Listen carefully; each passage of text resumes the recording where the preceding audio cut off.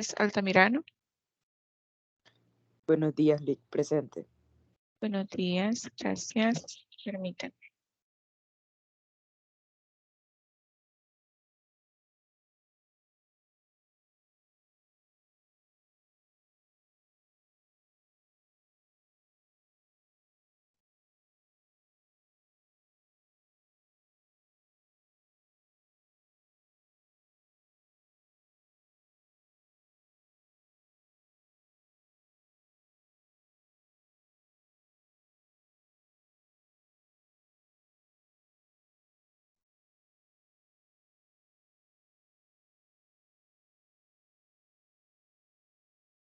Ok. William Alexander Argueta Torres. Buenos días, presente. Buenos días, gracias. Víctor José Beltrán Montoya. Buenos días, Lic, presente. Buenos días, gracias. Ashley Emily Bonilla Chicas. Byron Guillermo Chávez Cárcamo. Lic, buenos días, estoy presente. Buenos días, gracias.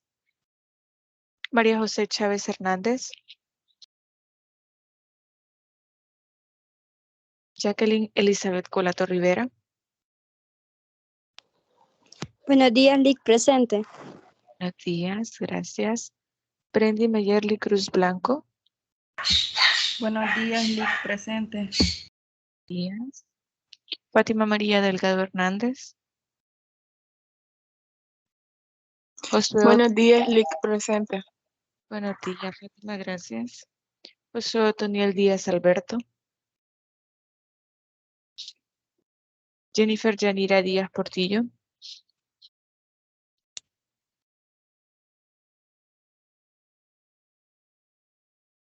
Gabriela Victoria Espinosa Portillo. Y Dalia Beatriz Flores Vázquez. Yesenia Clarisa Gómez Hernández.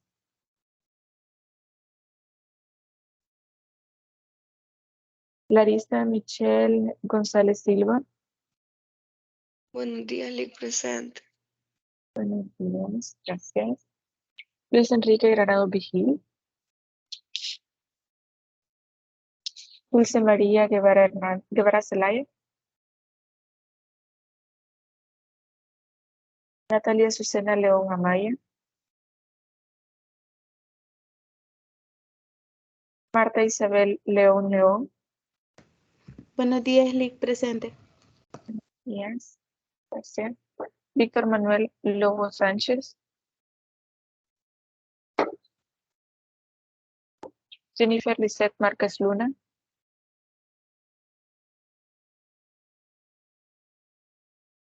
Valeria María Martínez Moreno. Me pido permiso. Juan Adalí Mejía Chávez.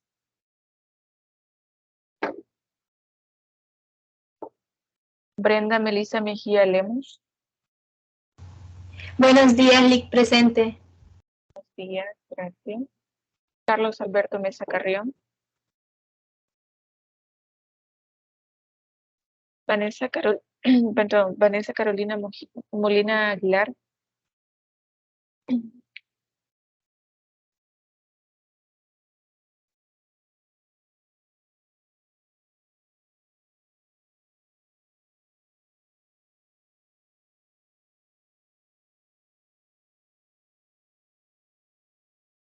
Elizabeth Beatriz Munguía Rubí. Buenos días, Lic, presente. Jason Leonardo Munguía Sánchez. Buenos días, Lic, presente. Yes. Reinaldo José Orellana Resina.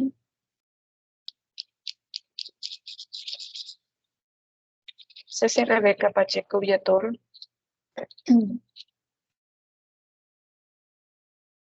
Buenos días, Lic, presente. Buenos días, gracias.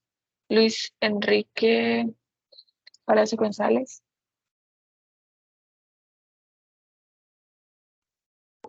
Laura Melissa Pineda Enríquez.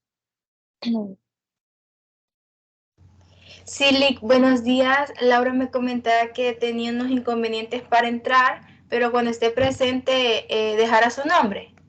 Ok, perfecto, muchas gracias. Bueno, Carlos Samuel Quintanilla Canales. Presente, Lic. Bien. Catherine Vanessa Ramos Flores.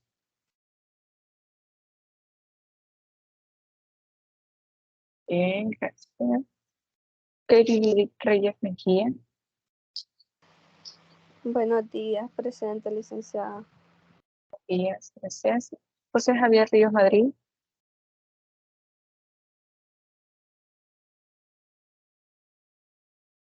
Carla Margarita Rivas Luna. Mónica Sujei Rivas Pinedo. Presente. Catherine Yasmín Rivera Batres.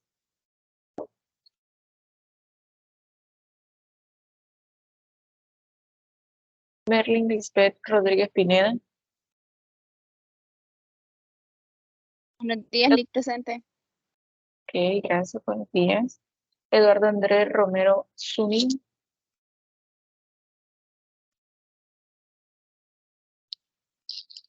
Jonathan Omar Rubio. Licenciada, soy Eduardo. Buenos días. Buenos días, Eduardo. Ok, ya lo agregué. Rosa Tatiana Sáenz.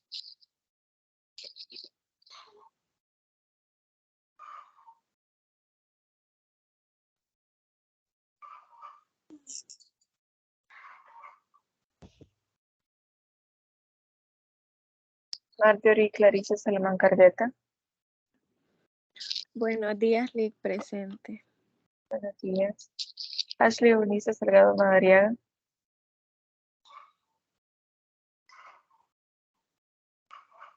Lic, buenos días. Buenos días. Soy Jonathan Rubio. Ok, Jonathan, ahorita lo agrego. Gracias, Lic. Alejandra María Segovia Hernández. Y Marvin Eduardo Sordo Ramos. Carla Rivas. Listo, ya la agregué. ¿Quién me hace falta en la tercera? Buenos días, Lic. Buenos días, Lic. ¿Tus nombres? Jennifer Yanira Díaz. Ya los puse. Marvin Eduardo Lic. Marvin. Ahorita lo agrego. ¿Quién más hace falta? Laura. Sí. Ya la agregué. ¿Alguien más que haga falta? Bien. Vamos a iniciar con el siguiente estudio entonces. Nada más hacerles saber que todavía nos hacen falta dos grupos. El grupo 7 y me parece que el grupo 11 es el que hace falta para poder exponer. Así que todavía no les puedo colocar las notas del parcial.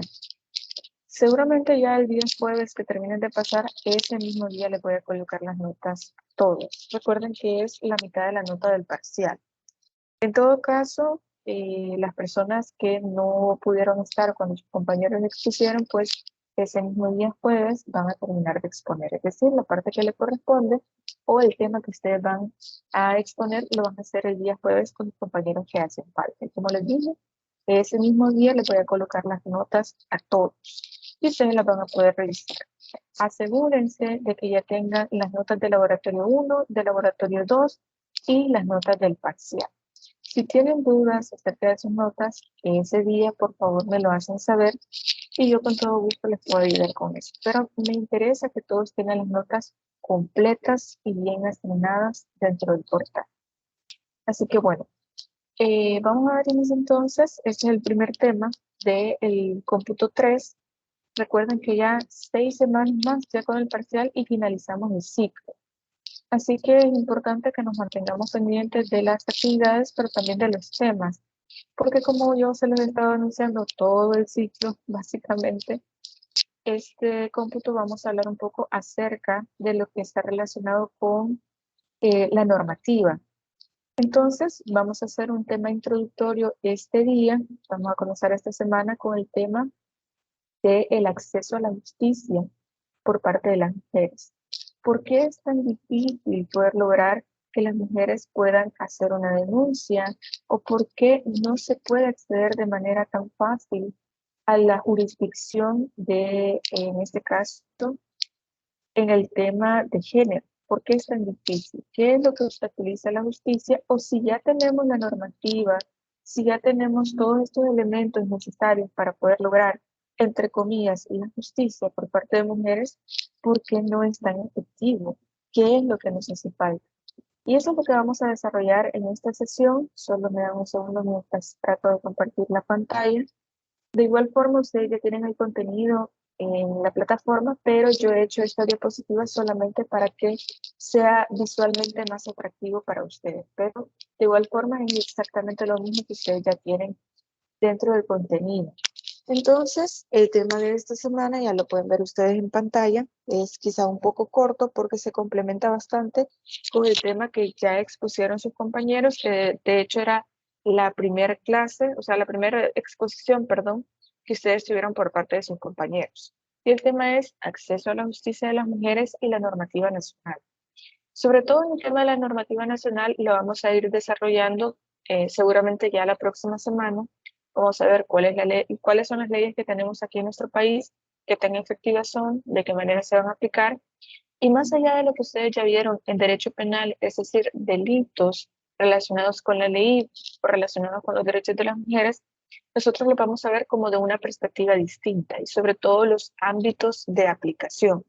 Cuándo lo podemos aplicar, no vamos a ver solamente la consecuencia jurídica, es decir, la pena, sino aquella motivación social, cultural, o sea, aquel contenido de misoginia, de odio, etcétera, que está contenido dentro de la ley y qué es lo que busca proteger la ley como tal. Pero ese tema ya lo vamos a desarrollar la próxima semana. Al menos en esta clase nos vamos a centrar en qué significa tener una justicia hacia las mujeres. ¿Por qué el tema de la justicia o el acceso a esta justicia tiene una especial relevancia cuando se habla de mujeres? Porque obviamente la justicia es un valor que como sociedad todos aspiramos a tener. Aquellas conductas que sean, entre comillas, justas o al menos si nosotros llevamos un conflicto a un tribunal, tener una consecuencia que sea lo más justa, es decir, una resolución que se pueda pegar a la verdad, lo más cercano a la verdad, no solo procesal, sino la verdad material, pero también que se pueda acercar a la justicia. Entonces, ¿qué es lo que a las mujeres se les complica más de lo que en la sociedad, como todos somos iguales ante la ley, según el artículo 3, se puede convertir en algo complejo más para las mujeres que para todos los demás dentro de la sociedad? Y eso es lo que nosotros vamos a hablar en esta clase. Dentro de la pregunta de metacognición, es decir, la pregunta que vamos a responder con esta sesión es ¿cuáles son los obstáculos para que las mujeres puedan lograr la justicia? Es decir, que en caso de una violación, en caso de algún tipo de transgresión a un derecho de una mujer, por ejemplo, en el caso de sufrir violencia en cualquiera de sus modalidades que ya estuvimos viendo en las exposiciones, ¿por qué no se puede lograr la justicia? Yo les hablaba, y bueno, también en las exposiciones los compañeros mencionaban elementos sumamente importantes, que no es solamente el hecho de tener miedo a hacer una denuncia, tener miedo al agresor, a las consecuencias o las amenazas que hace el agresor, sino también un tema de educación, un tema de temor al reproche social, es decir, ¿qué va a decir mi familia? Yo debo mantener mi matrimonio porque una mujer divorciada, una mujer que está sola vale menos. El hecho de que me hayan violado a mí, por ejemplo, si la gente se da cuenta, entonces yo voy a valer menos, nadie va a querer estar conmigo, no voy a poder tener una pareja sin que me juzguen, sin que piensen que fue mi culpa. También hay situaciones en el que el obstáculo para poder acceder a la justicia es precisamente las condiciones en que vive esta mujer. Por ejemplo, condiciones de pobreza, difícil acceso a las instituciones, desconocimiento o desinformación por parte de las personas para poder acceder, es decir, no saben a qué institución ir, no saben a dónde denunciar, no saben cómo son los procedimientos y de hecho dentro de los procedimientos no tienen por qué saberlo porque eso lo sabemos nosotros como abogados, pero piensan que entonces, por ejemplo, en el caso de una denuncia, Esto significaría entonces que van a tener una represalia por parte del agresor o que las instituciones no le van a creer, etc. Pero también la dependencia emocional y económica. Son muchos los elementos que hacen que una mujer no pueda acceder a la justicia. Además de lo que yo les mencionaba, condiciones de pobreza, mujeres que tienen alguna discapacidad, que son adultas mayores, que tienen miedo a que no puedan salir adelante, porque si este hombre está en la cárcel, entonces ¿cómo van a hacer? Lo que la gente les va a decir. Y otro tema importante también acá es que hay que tomar en consideración sobre todo el hecho de el miedo a la sociedad común.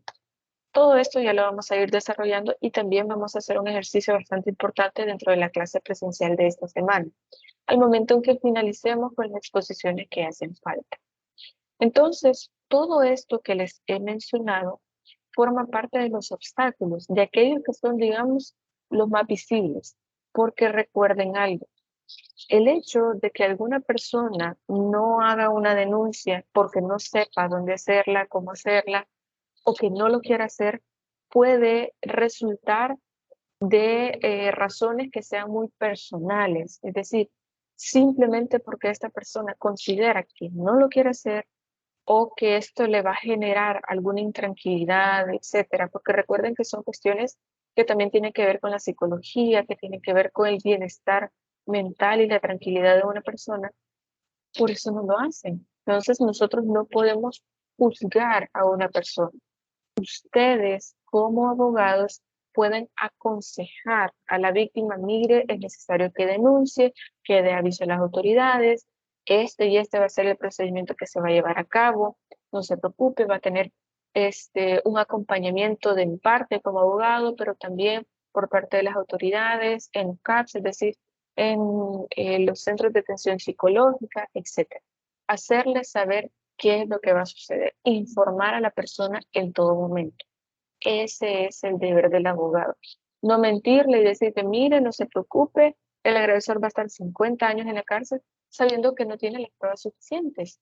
Es necesario decirle exactamente: mire, esto es lo que va a pasar, es necesario que usted venga a dar esta declaración, es necesario que usted haga esto, etc.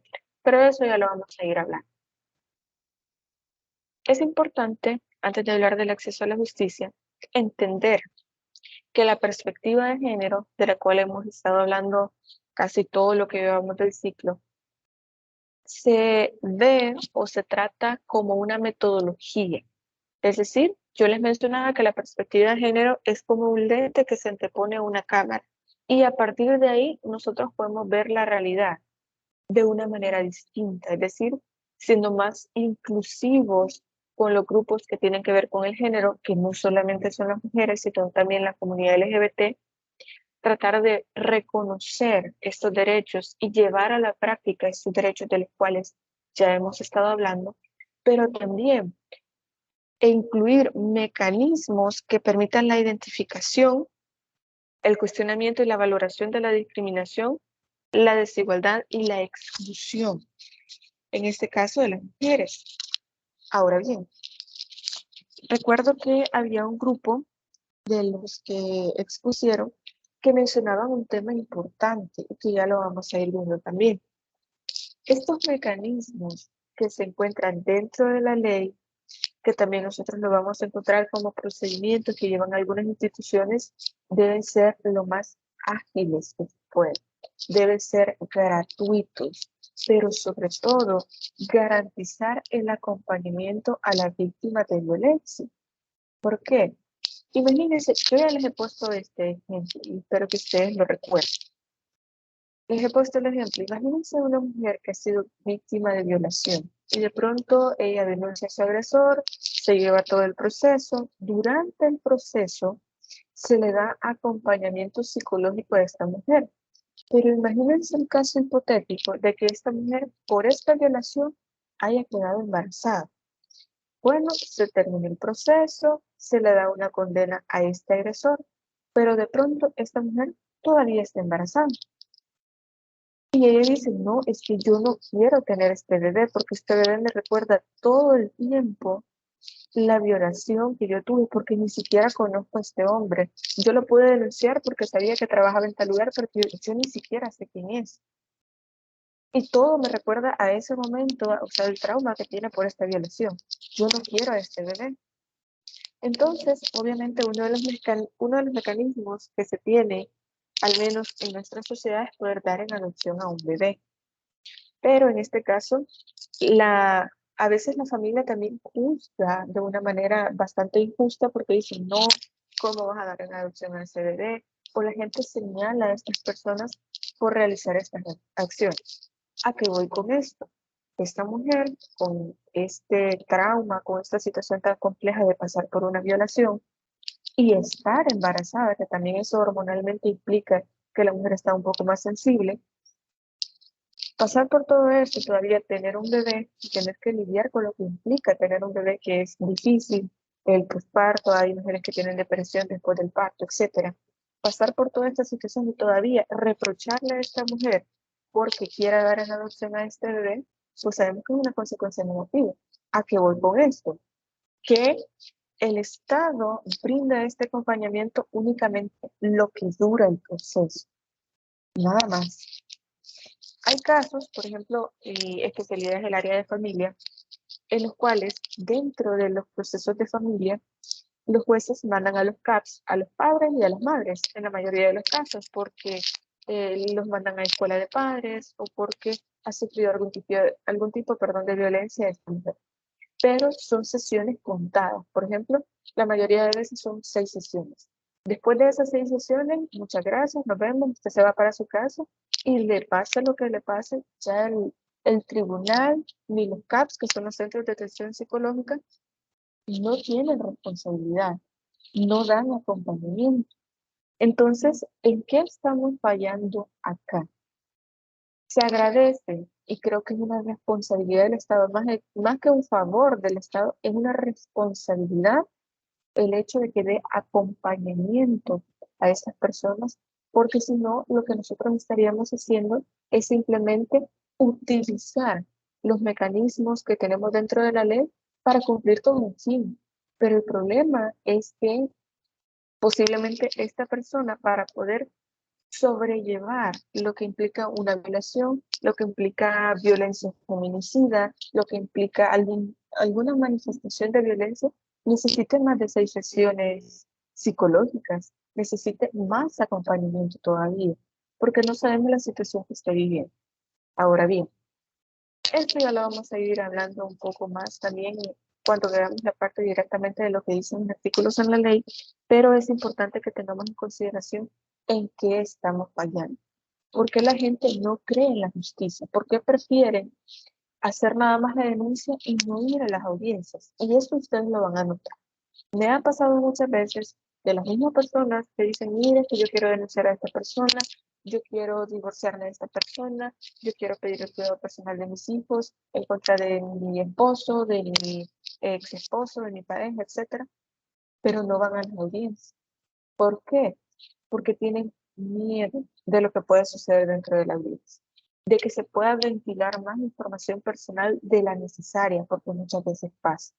Porque la gente tiene miedo de que, ¿qué va a decir la gente? Que yo voy a los tribunales y qué pena que mi familia, no sé, tan importante aquí en esta ciudad y que vean que yo ando en esos problemas y la gente ve los tribunales como un problema, como que ahí solo va gente problemática y no es así. ¿Por qué les digo todo eso? ¿Por qué nos centramos en todos estos obstáculos? Porque ustedes como abogados deben prever todo aquello que no le permita a usted poder tratar de darle acompañamiento a esta persona y solución al caso. Usted se va a limitar, por ejemplo, si es abogado defensor, a hacer la demanda o a contestar la demanda en su caso y poder darle la información completa a la persona y hacer que esta persona se involucre dentro del proceso, en la medida de lo posible, obviamente. Porque muchas veces, por ejemplo, en el caso de violaciones, que ya es un tema penal, en muchas ocasiones las víctimas prefieren no ir a las audiencias por no enfrentarse cara a cara con el agresor. Y eso es comprensible, sin embargo, es preferible que puedan estar ahí. Este tratamiento De este tipo de casos, pues supongo que ustedes ya lo hablaron en materia penal, ya ustedes más o menos tienen una idea de cómo se desarrolla este tipo penal. Pero bueno, retomando el punto que yo les mencionaba al inicio, esta perspectiva de género lo que trata es la inclusión y mecanismos que nos permitan a nosotros visibilizar estos derechos de las mujeres, pero no es solamente lo que, por ejemplo, nosotros hicimos el día 8 de marzo. Mira, la mujer tiene derecho a la educación, tiene derecho al trabajo, tiene derecho a la salud. Es que, ¿qué va a suceder si se le da se hace una transgresión, más bien, a estos derechos de las mujeres? Ahí es cuando nuestro trabajo como abogados cobra sentido, porque entonces lo que estamos haciendo mal como sociedad, no como abogados, ojo con esto, es tenerle miedo a la denuncia, este temor a poder denunciar a la persona que ha agredido. Y miren, nosotros, las personas que estuvieron viniendo a la exposición, sobre todo el lunes, algunas personas, algunas compañeras estuvieron diciendo, miren, a mí me pasó esto. Y yo no dije nada porque en el momento no supe qué hacer, porque en el momento no supe qué decir o a quién decírselo, y es completamente comprensible. Le voy a explicar por qué. Miren, en muchas ocasiones no es que nosotros no conozcamos los mecanismos o a qué autoridades nosotros vamos a denunciar o vamos a decir, miren, me sucedió esto y para mí esto no es correcto, esta conducta yo no la permito porque en mi espacio personal esta persona me quiso tocar o me tocó o me dijo esto, me propuso tal cosa y yo no lo voy a permitir, pero necesito denunciar esto. El problema no es ese, no es que desconozcamos a las autoridades o los mecanismos que vamos a llevar a cabo, sino que en el momento como tal que sucede el hecho, muchas personas no saben cómo reaccionar. Y creo que esto se lo expliqué al otro grupo y con ustedes me parece que no lo he tocado este tema. Hay muchas personas que cuando se habla de los delitos sexuales, es decir, de las violaciones, hay muchas personas que dicen, pero mire, la víctima no tiene moretones, no tiene rasguños, el agresor no tiene rasguños de ningún tipo. Esta persona simplemente, esta relación sexual tuvo que haber sido consentida, porque no hay evidencia de golpe, de maltrato, de que esta víctima intentó quitarse de encima a esta persona o intentó huir del lugar o de esto que estaba sucediendo. Pero es que fíjense, y de hecho, perdón, un colaborador de la Sala de lo Constitucional nos mencionaba algo que él lo veía en su maestría que él llevó ahí en España. Y nos decía, es que miren, se está estudiando que hay un síndrome, honestamente yo no recuerdo el nombre, pero se lo voy a preguntar a él para poder hacérselo llegar a ustedes. Hay un síndrome que sucede en algunas mujeres cuando se dan las violaciones, que es simplemente que entran en un estado de shock tan fuerte que no se mueven, que no hacen absolutamente nada, que están como idas literalmente. Entonces, en ese momento que sucede la violación, la mujer no se mueve, no hace nada, no grita, nada. Simplemente se queda ahí como si estuviera dormida, pero con la vista en la nada. Entonces, es lógico en este caso entender que entonces el violador o el agresor en este caso no tiene ningún tipo de resistencia y obviamente puede hacer todo lo que quiera hacer. Y aún así, el cuerpo de la mujer siempre resiente que esa digamos, ¿cómo decirlo? Que ese acto sexual no es consentido. Y ustedes en derecho penal lo van a ver, y no es en esta materia que están viendo, creo que parte especial lo van a ver en procesal penal, me parece, pero ustedes se van a dar cuenta que dentro del marco probatorio, ustedes como abogados pueden pedir ciertos estudios a medicina legal para que ustedes puedan ver que esta violación no ha sido consentida, a pesar de que no hay agresiones, por ejemplo, lo que yo les mencionaba, moretones, rasguños, etc. ¿A qué voy con esto? En muchas ocasiones, lo que nosotros esperamos encontrar como una prueba, estos rasguños, estos moretones, no están, porque la víctima como tal entra en estado de shock, es decir, no sé qué hacer y mi cuerpo se bloquea. Como hay personas que están pasando por un estrés tan grande o por una situación sorpresiva muy grande que se desmayan. Lo mismo sucede en muchas ocasiones con las mujeres, por ejemplo, en este caso que yo les mencioné. Entonces, hay personas que pasan por agresiones, ya sea sexuales, otro tipo de violencia, y lo que sucede es que bloquean completamente, o sea, su cuerpo como tal se bloquea, no saben qué hacer, no dicen nada, y es como lo primero que sienten después de pasar por este shock es culpa. Culpa por no haber dicho nada, culpa por no saber qué hacer o porque en ese momento no hicieron nada. Y es porque su mismo cuerpo bloquea este tipo de emociones o este tipo de sensaciones en ese momento. Entonces, no podemos culpar a una víctima por no haber gritado, por no haberse defendido, por no haberse querido quitar de encima al agresor, por no haber llamado a la policía, porque hay que entender y ser empáticos en el sentido de decir, ok, no en todos los casos las personas reaccionan igual. Por ejemplo, lo que yo les decía, hay personas que por algo que les da mucho miedo, lo que sucede es que se bloquean y se desmayan. Hay otras personas que gritan, otras personas que salen corriendo, y hay que entender la psicología detrás de todo eso. Por eso es que estos temas se complementan bastante bien, por ejemplo, con el área penal, con sociología, con psicología, y hay que comprender que no en todos los casos es lo mismo. Así que la recomendación acá es que sí o sí, ustedes como abogados, cuando lleguen a este tipo de procesos, se apoyen con un psicólogo. Si es posible, llamarlo como perito para la audiencia, para que si ustedes puedan explicar, tanto al juez como a quienes estén dentro del proceso, el porqué de este tipo de comportamientos. Que no es tan anormal como se cree el hecho de que hay personas que simplemente se bloquean. Y hay que comprenderlo de esa forma, que no todos reaccionamos igual.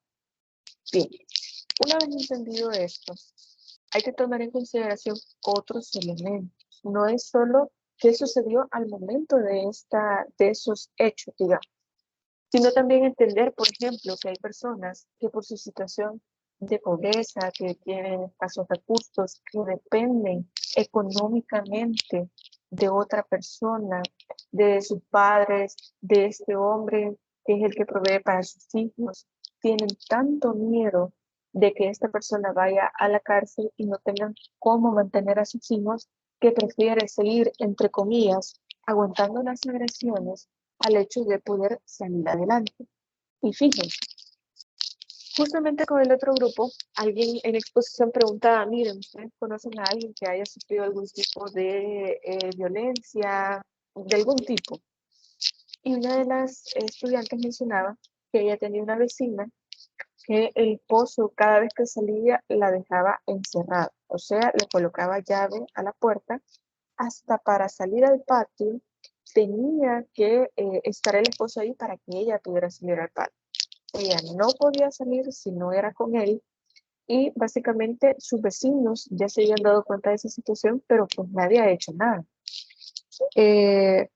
Muchas veces sucede que nadie hace nada porque dicen, bueno, esa es la vida que esta mujer ha decidido vivir. Si ella se sintiera en riesgo, si ella creyera que lo que está sucediendo es algo malo, pues ella misma lo denunciaría. Pero el problema es el temor que puede existir. Permítame. Ok, Laura me dice, hay una serie en Netflix que representa una situación como la que mencionan, se llama Anatomy of Scandal.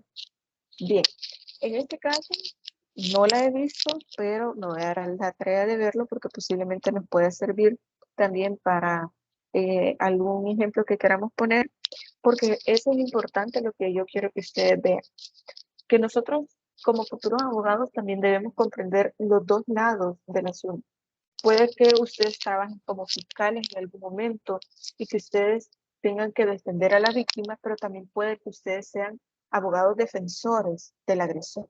Entonces hay que entender los dos lados. Poder saber que no en todos los casos la víctima sabe cómo actuar. No siempre sabe de qué manera se tiene que defender o simplemente se bloquean completamente, como ya se los había mencionado. Así que muchas gracias, Laura. Me voy a tomar un tiempito ahí para poder verla y también la recomendación para los compañeros si la quieren ver. Entonces, les estaba diciendo, el ejemplo que puso el estudiante. Y decía ella que ella lamentaba bastante esa situación y que lo que ella decía era cómo esta mujer no puede salir de ahí, cómo es que sigue viviendo de esa manera.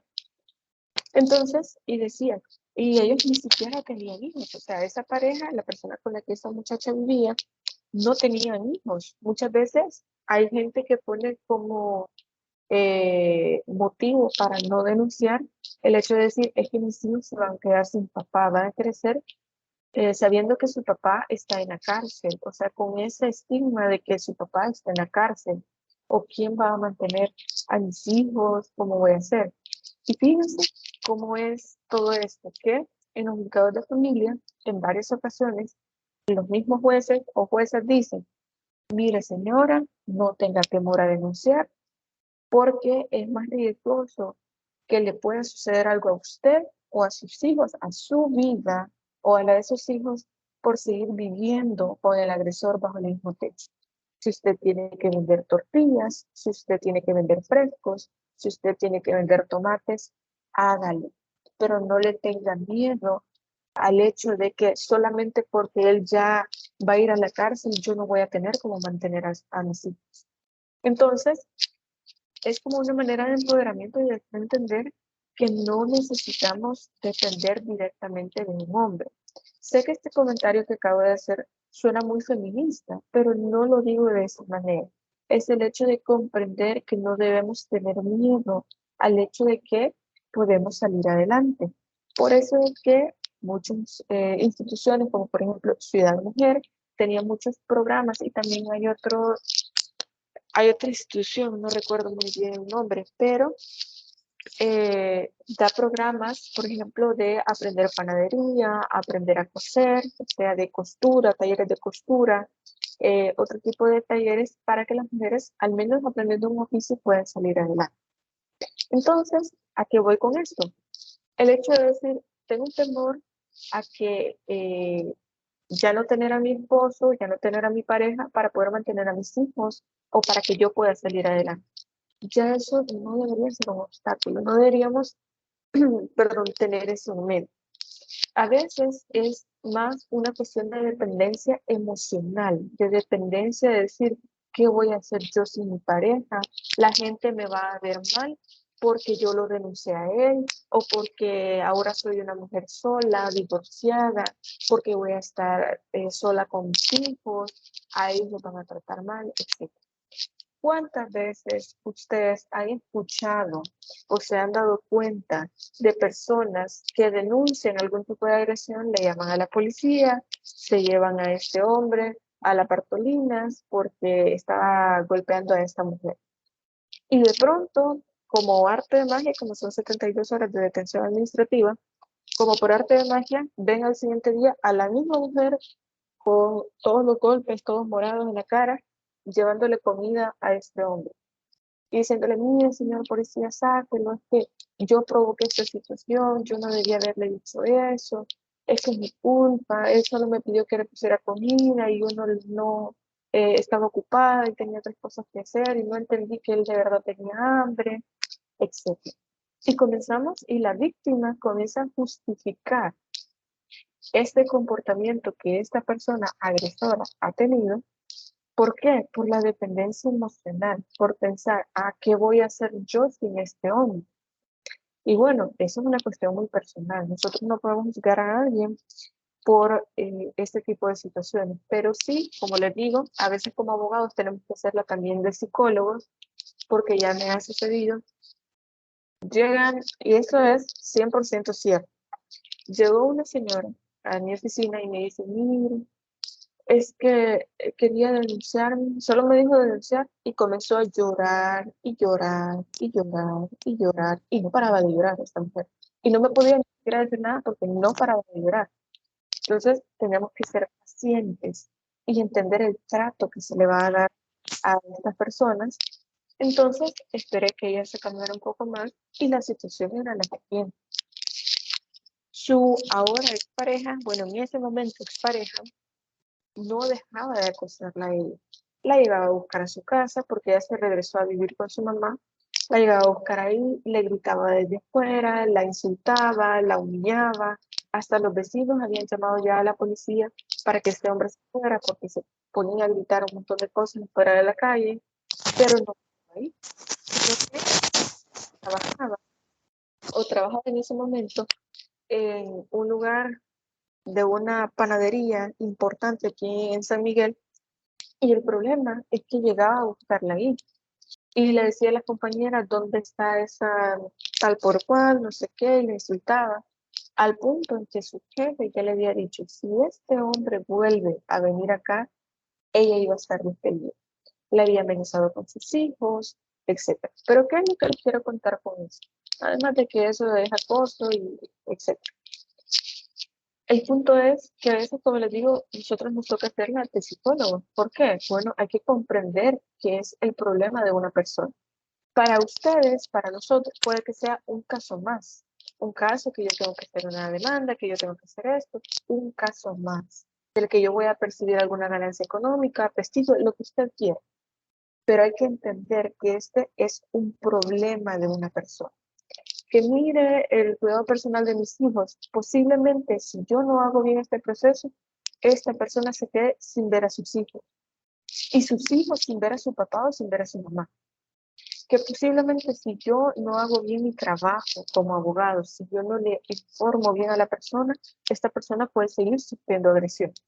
¿Entienden ustedes la responsabilidad que es poder dar información acerca del acceso a la justicia por parte de mujeres? Es un tema complejo. Bueno, ya les expliqué algunas variantes de algunos obstáculos que pueden tener las personas. Igual, si ustedes quieren agregar algún caso, algún comentario, alguna pregunta, perfectamente lo podemos hacer. Pero quiero ir avanzando porque me he detenido un poco hablándoles sobre algunos obstáculos, o sea, que nosotros podemos encontrar en la sociedad, y les menciono algunos de esos casos que me ha tocado ver, que he escuchado y que he visto, porque eso es lo que nosotros vamos a ver en la realidad. A veces nosotros creemos que la gente llega, hace la denuncia, coopera y dice, miren, esto es lo que pasó, etcétera, etcétera. No siempre es así. Muchas veces, por mucho que uno le diga, mire, necesito que me diga todo exactamente como pasó. Y créanme, a mí me ha pasado también. En un caso de divorcio en el cual esta persona me dice, no, mira, es que este hombre me golpea, este hombre aquí, este hombre allá, no sé qué. Y yo le dije, necesito que me diga exactamente todo como ha pasado. No, es que así fue, licenciada, no se preocupe, yo le estoy diciendo todo. Cuando ya uno viene a ver los estudios del equipo multidisciplinario, que son un trabajador social, una psicóloga y un educador, ya dentro de la audiencia, ya en la audiencia como tal, se comienza a manejar que es violencia recíproca, es decir, que esta mujer lo que hace es provocar la violencia por parte de este hombre, que ella comienza a empujarlo para que él la golpee, que ella lo comience a insultar, para que él la comience a humillar en público, etc. Entonces, ahí es donde uno comienza a ver, ok, esta persona no me dijo todo como era. Y uno, en el momento, en la audiencia, tiene que reaccionar y decir, bueno, ¿y ahora qué voy a hacer? ¿Por qué? Porque uno no solo se puede quedar, mire, usted no me dijo nada. Es que usted es un caso donde se juega su prestigio también como abogado. Entonces, ¿qué es lo que se puede hacer? Ahí en la audiencia usted va a tener que decir, miren, ¿cómo salvo ahora este caso a pesar de que esta persona o me mintió o simplemente ocultó algo importante? Por ejemplo, esta señora me decía, no, mira, yo me hago cargo de mis hijos están bien, etc. Ya se había colocado ahí, la trabajadora social, de hecho lo agregó a su informe, que había vecinos que decían que los niños llegaban a la casa de los vecinos para poder comer porque la señora no les hacía comida, porque nadie en su casa más bien les hacía comida, o porque pasaban solos, los dejaban solos durante el día. El educador también puso una denuncia porque había ido a la escuela de los niños y la maestra decía de que los papás nunca iban a la escuela. De hecho, el niño ya había perdido el año. Nosotros ya era como septiembre más o menos, había perdido el año y los papás nunca habían ido a una reunión, etc. Entonces son cosas que a nosotros nos pueden decir de una manera y ya en la audiencia es diferente. Por eso les digo, este tema es complejo. El acceso a la justicia es difícil porque nos enfrentamos a cuestiones que tienen que ver más del ambiente social, es decir, del miedo a la denuncia, del temor, etcétera, pero también con la víctima o con el agresor podemos encontrar este tipo de obstáculos. Pero bueno, cuando nosotros queremos hablar de este acceso a la justicia, nos referimos a un derecho fundamental. ¿En qué sentido? Le puedo poner el ejemplo. En muchas ocasiones nosotros decimos, bueno, por ejemplo, si alguien ha matado a una persona, en este caso a una mujer, pongamos casos de feminicidio, caso Carla Turcios, caso Carla Ayala, caso Flor, etcétera, todos estos casos que nosotros hemos visto sobre feminicidio. Nosotros queremos justicia, ¿ok? Bueno, entonces todo el engranaje judicial, jurisdiccional se está moviendo, la policía, la fiscalía, la procuraduría, todo se está moviendo para encontrar al agresor. Pero bueno, de pronto el mismo agresor dice, no, mira, yo la maté, punto. Bueno, se le impone una pena a esta persona, pero entonces, ¿nosotros cómo vamos a hacer para poder saber si realmente esta justicia es efectiva? Cuando veamos la normativa internacional, ahí se menciona mucho y de hecho este es el primer laboratorio que nosotros vamos a desarrollar, que es sobre el campo algodonero. Tienen hasta el 15 de mayo, me parece, para poder entregar esa tarea.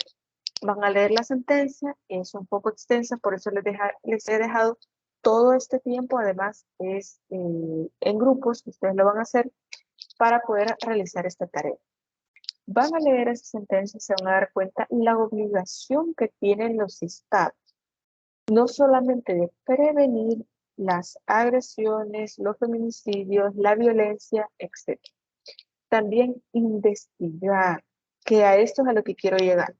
Bien, el agresor, digamos, es un caso hipotético nada más. El agresor dice, no, miren, yo la maté. Punto. Se le impone una pena y ese señor a la cárcel. Sí, pero ¿cuál es la labor de investigación ahí del Estado? Y ya les voy a poner otro ejemplo acá, que no es directamente de feminicidios, pero para que comprendan cuál es el derecho al acceso a la justicia.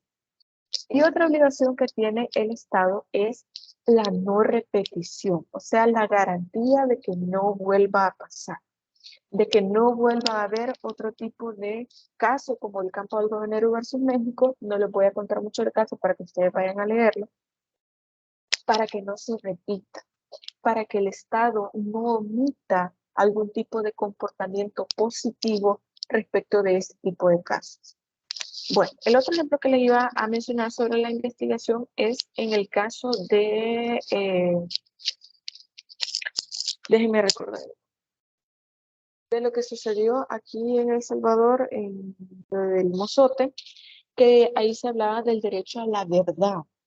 Pero este derecho a la verdad no es solamente, ok, sabemos que estas personas son las que mandaron a matar a todas estas personas o dieron la orden para que mataran a estas personas, pero también había personas que desaparecían.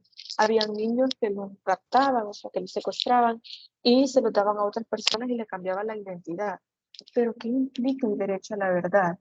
Es no solamente tener a alguien a quien se le ha impuesto una pena, a quien ya está en la cárcel, sino saber qué fue lo que pasó. Ustedes, no sé si ya se dieron cuenta de este caso que está sucediendo en México, de esta muchacha que desapareció, del caso de Vani, que ella había desaparecido, que estaba con sus amigas y hay una foto de ella, todo este caso. El punto es que el cuerpo de la muchacha ya apareció y posiblemente podamos encontrar un culpable o simplemente no lo encontremos como en la mayoría de casos pasa. Pero, ¿qué es lo que sucede? ¿Cuál es el derecho al acceso a la justicia aquí? El derecho a la verdad. El derecho que la familia tiene, valga la redundancia, ya lo mencioné mucho, tiene el derecho a saber qué fue lo que pasó. ¿Cómo es que esta muchacha pasó de decir voy a ir a una fiesta a aparecer después en una cisterna de un motel, cuando ya se había revisado en varias ocasiones este motel y en teoría ella no estaba ahí, el cuerpo de ella no estaba ahí? La teoría que se menciona, y lo digo como tal teoría porque pues, no sabemos con certeza nada todavía, es que el cuerpo fue sembrado ahí, como varias veces ha sucedido en México. También había el caso de una niña que se llama Paulette, que se supone que la niña había desaparecido y de pronto, varios días después, apareció el cuerpo de la niña en la cama, donde supuestamente ahí había dormido y pasaron muchos días, mucha gente estuvo ahí, se hicieron entrevistas en ese mismo cuarto y nadie se dio cuenta que el cuerpo de la niña estaba ahí. ¿A qué voy con esto? La familia tiene el derecho de saber qué fue lo que pasó. Es decir, qué sucedió en ese ínter entre decir me voy a una fiesta al punto de decir el cuerpo de ella no estaba ahí en ese motel y de pronto apareció ahí. ¿Qué fue lo que pasó? Entonces, eso mismo sucede en los casos de violencia. Entonces, por ejemplo, en los feminicidios, no solamente nos basta con decir, miren, sabemos que el agresor es tal persona, pero está huyendo, está prófugo. Pero ¿qué fue lo que pasó? ¿Qué es lo que motivó a esta persona a poder realizar este hecho? Eso es parte de los deberes del Estado, de las garantías que tiene el Estado, de investigar estos hechos y también dar con la verdad. No es simplemente, mire, aquí tenemos a alguien ya responsable y le vamos a imponer una pena de prisión. No es solamente eso. ¿Por qué? Me van a decir ustedes, pero mire, ¿de qué sirve que la familia sepa qué fue lo que pasó? No es más doloroso decirles que, mira, a esta mujer la torturaron, a esta mujer la violaron, a esta mujer esto, antes de matarla y la llevaron a tal lugar. Sí, pero por lo menos esta familia va a saber qué fue lo que sucedió. ¿De qué le sirve? Nada, porque realmente esto no le regresa a la persona que falleció. Pero también como Estado, como sociedad, nosotros podemos ver, esto fue lo que sucedió, esto es lo que está sucediendo en nuestra sociedad como tal, y esto es lo que el Estado no pudo prever, no pudo detener a tiempo. No hubo una autoridad, no hubo una persona que pudiera detener estos hechos a tiempo. Por lo tanto, es importante que nosotros conozcamos todas estas obligaciones que tienen los estados. Este acceso a la justicia, que ya hemos hecho referencia a esto, constituye un derecho fundamental para poder respetar y velar por el debido cumplimiento. No existe una justificación por parte de algún Estado de incurrir en su violación. Por eso es que la Corte Interamericana de Derechos Humanos, lo que ellos verifican es si el Estado como tal tiene responsabilidad al momento en que se da alguna transgresión a algún derecho. Entonces, ¿qué es lo que sucede acá? En ese caso de Campo Algodonero versus México, se condena a México. ¿Por qué? Porque ya se habían hecho las denuncias de desaparición de muchas mujeres y no hicieron nada. Los regreso, mejor dicho, al caso de esta muchacha que está sucediendo en México.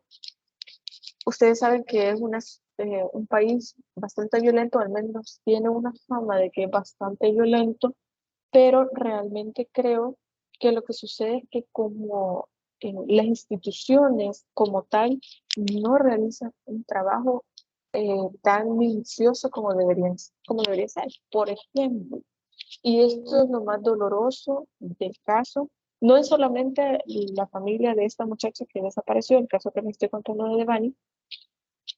Su familia está pasando por un dolor y es completamente comprensible, pero lo que yo como abogada siento más, digamos, que es más aberrante, digamos, es que en el hecho de estar buscando a esta muchacha, encontraron a 5 mujeres fallecidas en diferentes lugares y ¿saben qué es lo peor del caso? Que las autoridades ya habían dejado de buscar.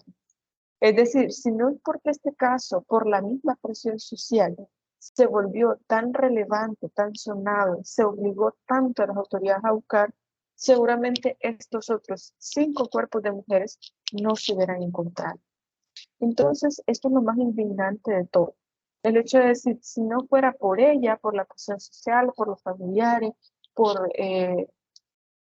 las redes sociales, por lo viral que se volvió este tema, entonces las 5 familias de estas 5 personas no hubieran tenido un cuerpo al cual poder darle sepultura.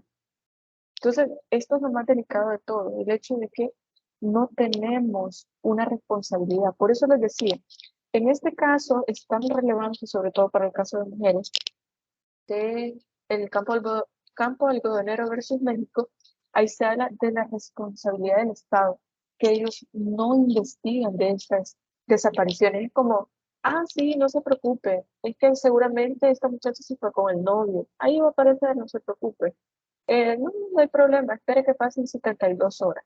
Al menos en México ya hay diferentes leyes. Hay una que se llama Ley Amber y hay otra que se llama Alerta Amber, le han puesto, y hay otra que se llama Ley Olimpia, que de hecho esta muchacha hace poco dio una entrevista también porque gracias a él se dio esta ley que se llama Olimpia. ¿A qué voy con eso?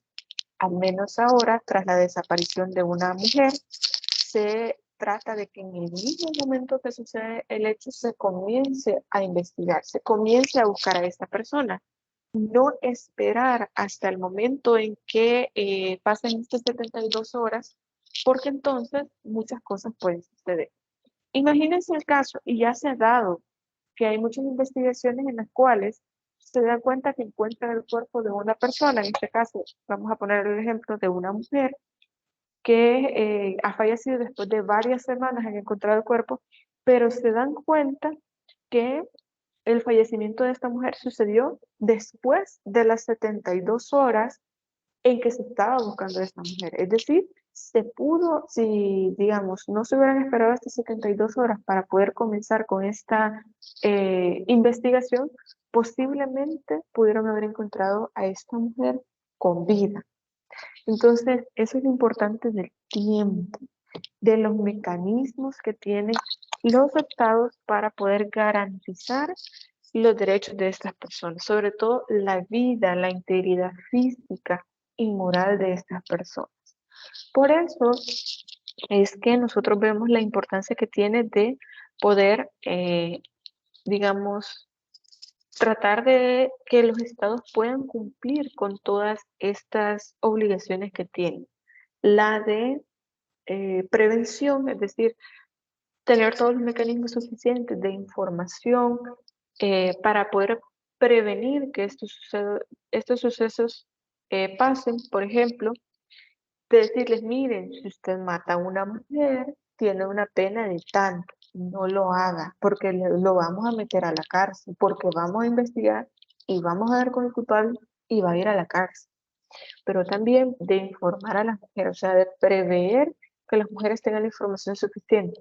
Mire, si usted es víctima de violencia, si usted es víctima de algún tipo de agresión, denuncie, porque nosotros como Estado tenemos los mecanismos suficientes para garantizar que usted va a estar bien, que a usted no le va a pasar nada, que vamos a ver con el agresor, etc.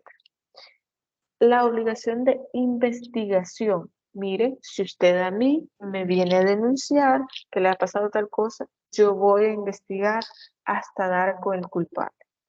Yo voy a hacer todo lo posible para dar con la persona que ha desaparecido, para encontrar al culpable, para poder llevarlo a un proceso, etc.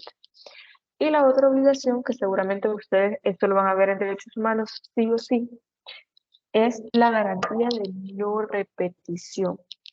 Si ustedes leen esa sentencia y leen muchas otras sentencias de la Corte Interamericana de Derechos Humanos, ellos hablan de un derecho de poder resarcir de alguna manera lo que se ha hecho, es decir, este deber de reparación. Si ustedes han leído sentencias de la Corte Interamericana de Derechos Humanos, no es solo una disculpa pública. En muchos casos, los mismos estados hasta les ponen nombres de las personas implicadas a una calle, a un parque. ¿Para qué? Para recordar que el Estado no fue lo suficientemente protector para ese caso. O sea, dar difusión y decir, bueno, sí, el Estado no hizo lo suficiente, pero no va a volver a pasar. Además de estas reparaciones también hay una parte económica, es decir, que el Estado le debe dar una cantidad de dinero a esta persona como reparación. Pero díganme ustedes, ¿qué cantidad de dinero será suficiente para poder devolver a la vida a alguien. Ninguna. Esto es solamente simbólico. Por el hecho de que, ustedes saben, a nadie le gusta que le toquen su cartera, su dinero, y esto es completamente comprensible. Y el Estado va a sentir ese impacto también teniendo que pagar esta reparación. Pero de alguna manera creo que a las personas, a los familiares de las víctimas, no les devuelve nada con que les pueden dar este dinero. Pero bueno, esto como parte de la garantía de no repetición, de la reparación que se le tiene que dar. Por favor, lean de forma minuciosa esta sentencia porque es sumamente importante. Sé que ustedes igual la van a ver allá en Derechos Humanos o van a ver otros casos, pero realmente vale la pena que ustedes la lean y se van a dar cuenta de todo lo que tuvo que suceder para que se pudiera hacer esta investigación. Porque ustedes saben que Ciudad Juárez es un lugar donde ha sido bastante famoso porque por muchas agresiones hacia mujeres. Y recuerden que también esta es una ciudad fronteriza, entonces muchas veces hay personas que cobran por, digamos, pasar a estas personas a Estados Unidos por la frontera, pero la mayoría de mujeres que pasa o que les pagan a estas personas para que puedan pasar a estas mujeres, terminan violando a estas mujeres.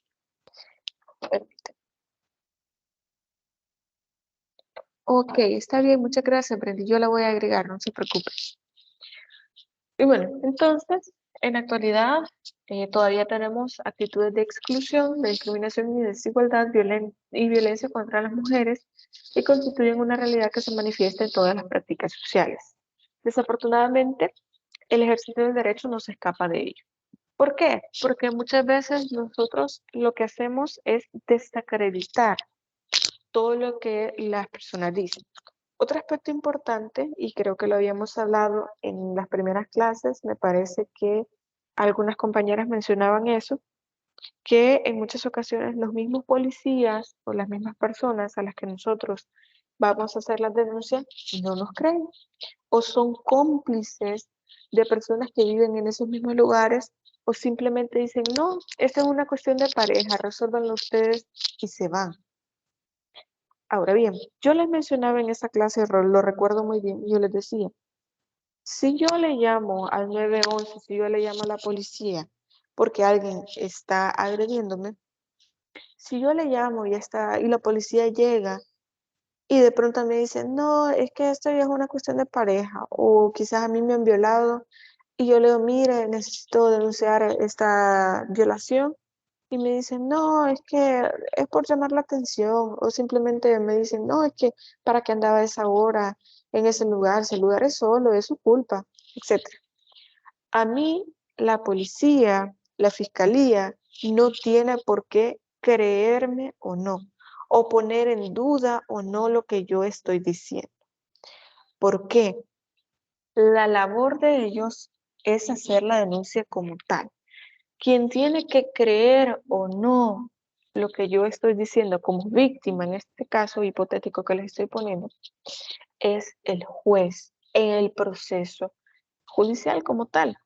Es decir, porque el juez ya conoce las pruebas, los hechos, las declaraciones, los peritajes, etc. Y hasta ese momento usted se va a decir, mire, esto que usted me ha presentado merece fe. Es decir, es creíble y por lo tanto yo voy a dar un veredicto, en este caso un fallo que sea absolutorio o que sea condenatorio.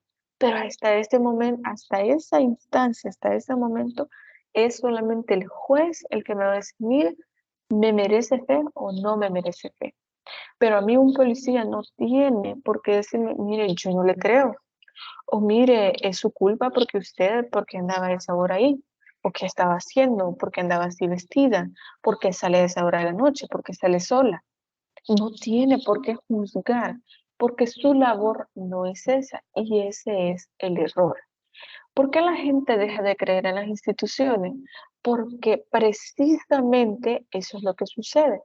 Las mismas autoridades, los policías, hacen que la gente no quiera denunciar.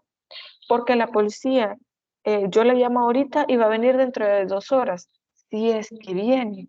porque dicen, no, mire, yo tengo cosas más importantes que hacer que estar tomando una denuncia porque su esposo le estaba gritando o porque la acaba de golpear. Mire, yo tengo cosas más importantes. Es que no se trata de eso. La labor es dar seguridad pública a todas las personas. Y eso implica, así como ir a recoger, por ejemplo, a una persona que haya cometido un homicidio, pero también las agresiones físicas, golpes, etcétera, también son delitos. Por lo tanto, como les menciono, la gente en muchas ocasiones no hace la denuncia por el miedo a que las mismas autoridades no le van a creer. Y este no debería ser un obstáculo. Al contrario, el hecho de poder confiar en las autoridades, de poder saber que si yo le llamo a la policía, que si yo voy a la fiscalía, me van a dar acompañamiento. Van a iniciar, por ejemplo, la policía con la denuncia, la fiscalía me va a tomar también una declaración, etcétera, pero por lo menos tener en consideración que me van a dar un acompañamiento, que de alguna manera se va a llevar a cabo todo el proceso o el procedimiento y los mecanismos que debe cumplirse una ley. Pero entonces, ¿cómo se debe entender la relación paradójica entre la existencia de los ordenamientos jurídicos protectores de derechos de las mujeres y al mismo tiempo actitudes que generan situaciones fácticas opuestas? Es decir, ¿cómo justifico yo que dentro de la ley, que es una maravilla, que yo tengo todos mis derechos garantizados, todas las instituciones están trabajando a favor de las mujeres, a favor de las personas en general, vamos a tratarlo de esta manera, pero de pronto yo llamo a la policía, no viene, o simplemente no toma mi denuncia, simplemente se va, o no me creen, o voy a denunciar una violación y me dicen que soy yo la persona que eh, provoqué esta situación, etcétera. ¿Cómo puedo justificar yo que eso se esté dando en nuestra realidad? Porque eso no debería estar pasando. Y creo que eso ya lo hemos platicado, ya lo hemos estado tocando en todo este tiempo. Entonces, para poder tratar de comprender esta situación, recurrimos a una herramienta analítica y metodológica conocida como perspectiva de género. Entonces, entendemos que muchas veces la policía, la fiscalía, por ejemplo, si usted ve que por ahí están cerca los soldados, esa no es la función que ellos tienen, pero bueno, ya están en la calle, ya tienen que dar seguridad, pues también van a tener que ayudar a poder dar seguridad ciudadana. Bien, ¿cómo podemos justificar esto entonces a través de la perspectiva de género? Es que todas estas autoridades, vamos a llamarlo así, todas estas personas no están sensibilizadas en género. Y vamos a lo siguiente. No sé si ya les mencioné, pero recuerdo que el año pasado, en noviembre, que se estaba conmemorando el Día de la No Violencia contra la Mujer, se hizo un evento. Creo que este ejemplo ya se los mencioné por un comentario que habían hecho unas personas que estaban afuera. Y en ese evento se invitó a alguien de la Procuraduría, a alguien del Ciudad Mujer, a alguien de ISDEU, invitaron a la universidad, en este caso iba yo en representación de la universidad, y también invitaron a alguien de la policía. Pero ¿qué es lo que más llama la atención de que invitaron a alguien de la policía? Es que dijeron, miren, es que nosotros como Policía Nacional Civil tenemos una unidad de mujeres. Es decir, nosotros damos acompañamiento en los casos de violación o de violencia hacia los derechos de la mujer y estamos sensibilizadas, etc. Pero ¿no creen ustedes que todos los policías, sin importar en cuál unidad estén, deberían estar sensibilizados en temas de género? Porque posiblemente yo llamo a la policía y no estoy llamando a la unidad de mujer, yo estoy llamando a la policía como tal. Y quien va a llegar posiblemente sea una persona que no está sensibilizada en género. Y debería estarlo, porque no sabemos precisamente cuál es la emergencia en ese momento, cuál es la situación que se está viviendo. Posiblemente esta policía que llegue no esté sensibilizada en género, no conozca la perspectiva de género y sea o tenga un comportamiento machista y diga, no, pero es que esta mujer es la que provocó eso. Esto es una pelea o una discusión normal de pareja. Que lo resuelvan ustedes y vean lo que hagan. Y si les repito bastante este ejemplo, es porque ya sé de un caso que esa fue la respuesta que le dieron. Miren, esto es una cuestión de pareja, resuelvan. Yo tengo cosas más importantes que hacer. Y se fue. Entonces, esta no credibilidad que se le da a las autoridades hace que las mujeres prefieran no denunciar. Porque la creencia que tiene la gente es, no, la policía no hace nada. ¿Para qué yo voy a andar de juzgado en juzgado si no hacen nada? Y le voy a poner un caso que estuvimos comentando con el IPAS, de hecho. La semana pasada, por otro tema, estuvimos hablando de eso. En el centro de práctica llegó este caso y de hecho me mencionaba el IPAS que ellos no lo pudieron atender porque ya estaba defendiendo, me parece que por ese tipo de delitos no se podían llevar aquí en el centro de práctica, porque en ese momento no estaba permitido, ahora sí se puede por casos de violación. Entonces le dijeron, mire, lo que podemos hacer es que la podemos remitir a la Procuraduría General de la República, puede ir a hacer su denuncia ahí a la Fiscalía, pero por mientras puede ir a los CAPS, o sea, a los centros de atención psicológica, para que le puedan dar acompañamiento, porque sabemos que esta es una situación complicada. ¿Qué fue lo que sucedió? Como este caso ya el practicante ya lo tenía, después de como 2 meses, le llamó a la señora para decirle, mire señora, nosotros tenemos sus documentos aquí, no sé si ustedes lo quieren venir a traer o qué es lo que se va a hacer con esta documentación, o qué fue lo que sucedió, si usted lo ocupa para el caso que está llevando, nosotros se lo devolvemos. Pero ¿qué es lo que sucedió en este caso? Dijo ella que ella había ido a los CAPS, es decir, al Centro de Atención Psicológica, y que al final la persona que era una psicóloga que la estaba atendiendo le dijo que era culpa de ella lo que le había pasado. Entonces dijo que ella ya no quería ni hacer una denuncia, no quería hablar con nadie, no quería ni venir a traer esos papeles porque le salió peor la solución que la enfermedad. Entonces, este es el problema al que nosotros nos enfrentamos. Personas que no están sensibilizadas, que no conocen la perspectiva de género o que simplemente no la aplican. Por eso es que en muchos casos no se logra una justicia efectiva, porque para comenzar, desde antes que nosotros necesitemos llegar hasta estas instancias, ya desconfiamos de las autoridades, ya desconfiamos del procedimiento, ya desconfiamos del hecho de que se nos puede hacer justicia. Y este es el problema que nosotros como abogados es como que repercute en nosotros, de que nosotros le decimos a la gente, mire, el procedimiento es así, vamos a hacer esto, esto y esto. Para comenzar, la gente no confía en los abogados porque piensan que los abogados son de una manera en específico y que no hay que decirles todo porque ellos pueden aprovechar eso para tal cosa, etc.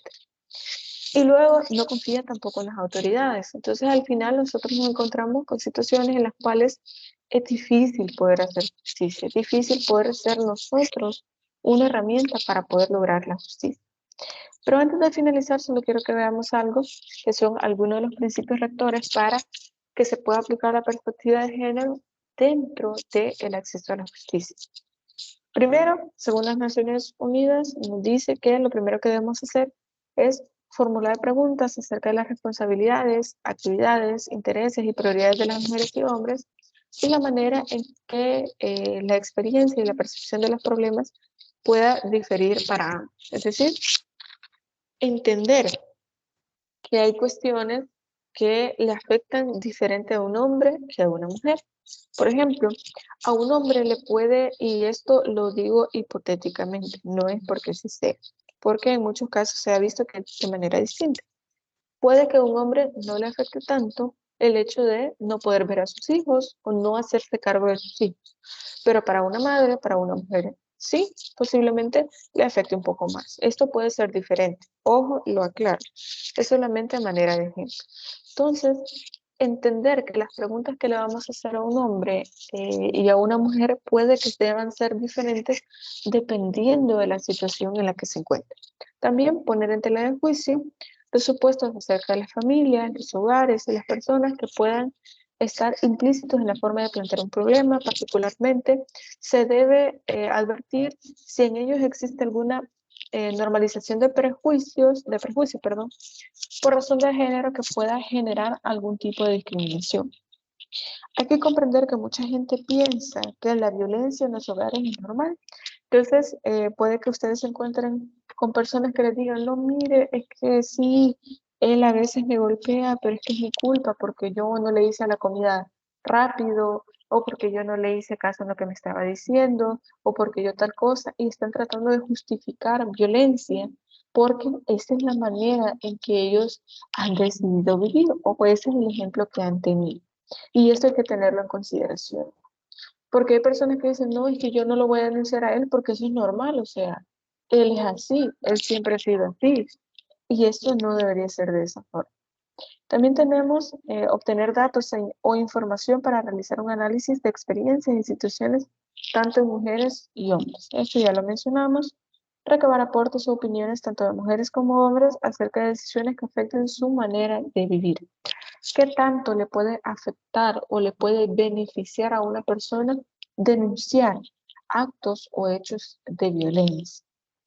Velar porque preste atención a las actividades en las cuales las mujeres son dominantes desde el punto de vista numérico, no dar por sentado que todas las mujeres o los hombres comparten las mismas necesidades y perspectivas. Esto ya lo habíamos hablado en las primeras clases. Y analizar los problemas para determinar las consecuencias desde la perspectiva de género y procurar identificar las maneras de formulación de directrices que respalden la distribución equitativa de beneficios y oportunidades. Todo esto lo debe tener en cuenta al momento en que ustedes puedan tener alguna denuncia o puedan hablar con alguna persona que está siendo víctima de violencia o de alguna manifestación de esta violencia. Puede ser acoso, violación, violencia física, etc. También les mencionaba al principio que íbamos a hablar un poco sobre la normativa, pero ese tema lo vamos a dejar para la próxima semana. Dentro del contenido se hace una como introducción a este tema de la normativa nacional. Ustedes si quieren pueden ahí retomarlo, pero como tal la normativa la vamos a ver la próxima semana. Creo que con eso ya finalizamos con el contenido de este día. No sé si alguien tiene alguna pregunta, alguna duda, algún comentario, algo que quieran agregar.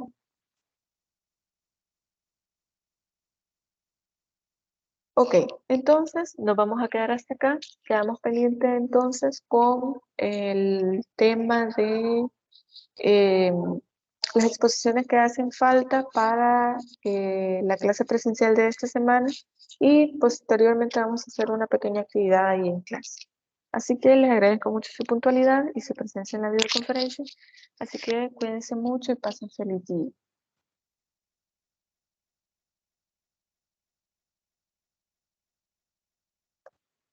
Ok, feliz día a todos, cuídense mucho.